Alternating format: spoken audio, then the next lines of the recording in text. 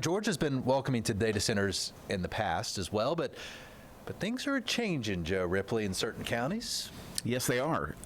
Metro Atlanta is somewhat of a hot spot, a hotbed, if you will, for data center development and expansion. But you're seeing more and more municipalities, more and more counties saying, hold up a second, we don't want these data centers quite yet or in our backyards. DeKalb County is going through that debate right now. Dan, I know you've done some reporting on this. Currently a moratorium in place in DeKalb County. And in Georgia overall, you've got around 235 data centers already up and running, or at least planned. The thing, though, is commissioners in DeKalb County say they want to wait a little bit, do some research, do their homework on the impacts of these data centers. This downpour isn't dampening the debate on data centers in DeKalb County. There is a need for data centers in certain locations, just not in the backyards of District 3. Commissioner Nicole Messiah says District 3 has a lot of undeveloped land, drawing developers who would like to build data centers to keep up with increased data storage, cloud storage, and artificial intelligence capability. There's so many unknowns in terms of energy use, of water use, of pollution, of sound. Last month, DeKalb County commissioners extended a 2025 moratorium on applications for new data centers to study the potential impacts on health and safety. That's why things like the moratorium is important, but making sure it has teeth and that we're doing something with the time, that we're not just buying time, but we're actually utilizing the resources that are necessary to find out the truths and the facts. Kirk O'Fell, CEO of Overwatch Mission Critical, supports data center expansion. He says data centers will lead to more job growth, but admits there needs to be clearer communication when it comes to the overall impact of data centers on a community. We have to be careful when we say we want to stop this, because we don't want to stop it. We want to slow it down. We want to regulate it. We want to make sure that we force the developers to make sure that when they're designing these things, they don't drive the price of energy up to consumers. Stopping and putting a moratorium on it, it's like a death sentence. Data center expansion in DeKalb County would require commissioners to agree on land use, planning, and zoning.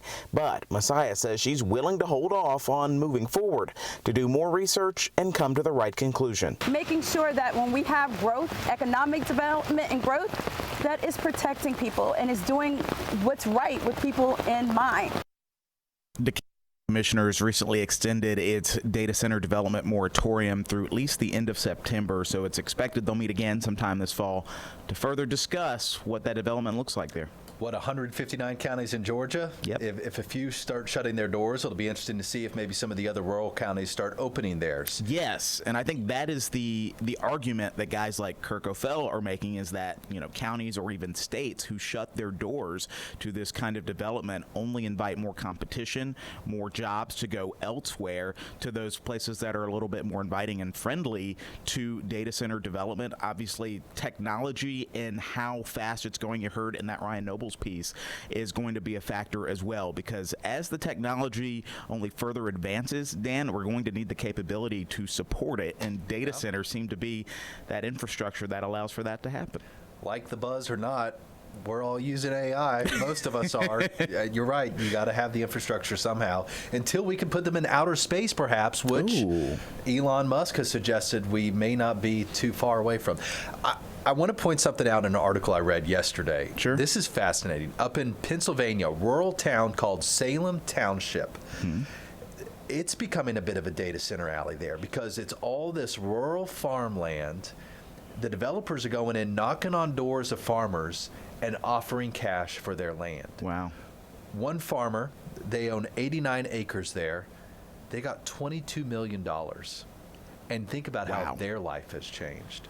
So now they've sold the farmland, 89 acres, to a data center developer, and they're moving out of town to build their dream home elsewhere with $22 million in their pocket. So, the AI boom we talk about, it's making millionaires all the time, but we don't necessarily think about this type of way to become a millionaire. Yeah, exactly. Very interesting. I think the industry as a whole, just chatting with Kirk O'Fell there with Overwatch Mission Critical, he's like, we're kind of at where the auto industry was about 100 years ago, where, these things were coming online. We weren't sure, just how much we were going to rely or need this technology.